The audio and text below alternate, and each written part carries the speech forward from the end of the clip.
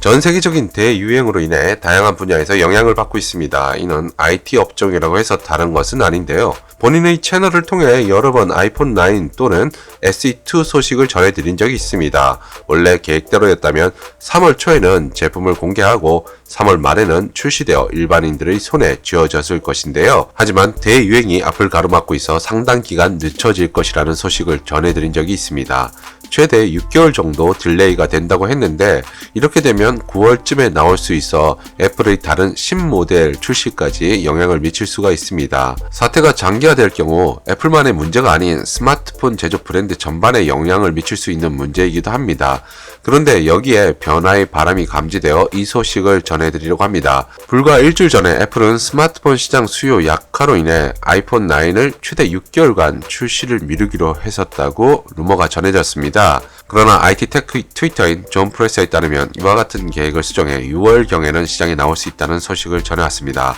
그 이유에 대해서도 나름 의미 있는 해석을 내놨는데 아이폰 11에서도 사용되는 A13 바이오닉 칩셋 때문이라고 합니다.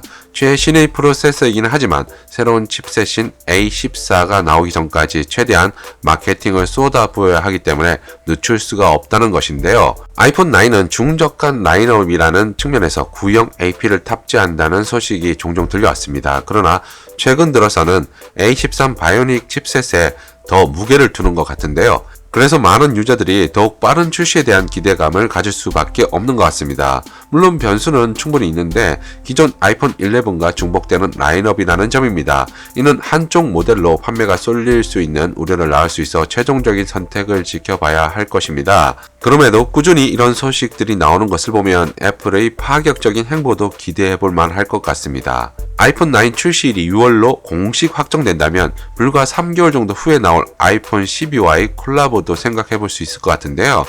중국, 인도와 같은 신흥 개발국을 중심으로 폭발적인 수요가 예상되는 중저가 라인업을 공급하고 북미와 유럽, 한국을 비롯한 아시아 여러 나라에서 플래그십 라인업 판매 전략을 펼칠 수 있기 때문입니다.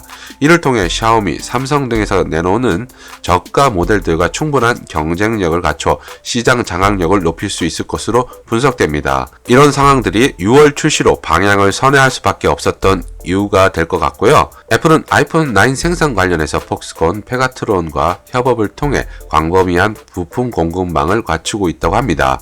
이와 함께 중국 BYD와도 협업해 발빠르게 움직이고 있다고 하는데요. 이는 현재 대유행의 영향으로 문을 닫을 수밖에 없었던 애플 스토어의 문을 다시 여는 데 큰 힘이 될 것으로 보입니다.